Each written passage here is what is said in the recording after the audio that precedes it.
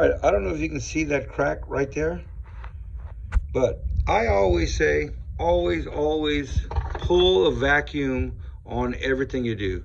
So after the valve job is done, I like to pull a vacuum on all the ports. This thing is so sensitive that if it's down just by a little bit, you will see it. It will pick it up.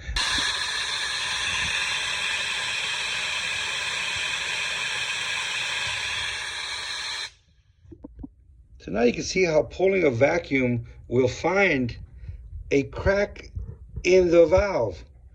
It went through glass beading, machining, the whole process, and in final assembly, we pull a vacuum on everything, and there it is. Vacuum test everything. That's rare too. That is very rare.